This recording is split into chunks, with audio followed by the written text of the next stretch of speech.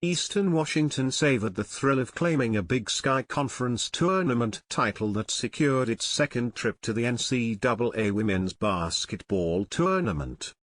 Yet, with the Eagles part of March Madness for the first time since 1987, there was at least one damper on that buzz, having to stay in a hotel 40 miles out due to limited availability near Oregon State's arena, leading to a game day trip that took an hour. To be an hour away, we were pretty bummed, Eastern Washington Athletic Director Tim Collins told the Associated Press. It's an example of the logistical headaches that are part of the equation for a tournament that has long relied on host schools for opening round games and the better attendance that comes with it.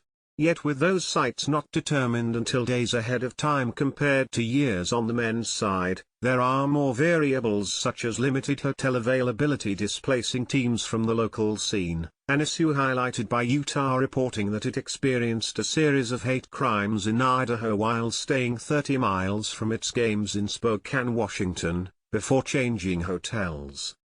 Seeing packed venues at first and second round games was incredible, and it is certainly an important aspect of our student athletes' NCAA tournament experience, Texas A&M Deputy Athletic Director and Senior Woman Administrator Kristen Brown said in an email to the AP. However, there also needs to be a certain standard and consistency across all host sites when it comes to areas like hotel accommodations, nutrition, and the competition facility that are prioritized as part of the student-athlete experience as well. That's a balance facing the NCAA as it evaluates the next steps for the tournament at a time of unprecedented growth and popularity for the sport. Lynn Holtzman, NCAA Vice President for Women's Basketball, told the AP this week that the selection committee was scheduled to review its championship format after the 2025 tournament, though she is pushing for that to begin this year.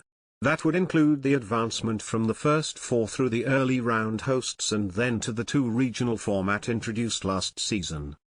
As far as host sites, it's a tricky balance, starting with the boost of stronger attendance for home-standing teams compared to playing at neutral sites to start the tournament. This year, the opening two rounds drew a record 292,456 fans, surpassing last year's previous high by more than 60,000. If the NCAA can come up with a well-designed plan for neutral site hosts, it would definitely be better from a competitive standpoint, said Nebraska spokesman Jeff Griesk, whose Cornhuskers traveled to the Oregon State site for the NCAA's. Not sure it will be better for fans, the atmosphere in the buildings or the presentation on television. And there's another matter, being picked as a host has become a standing reward for top teams based on their season success.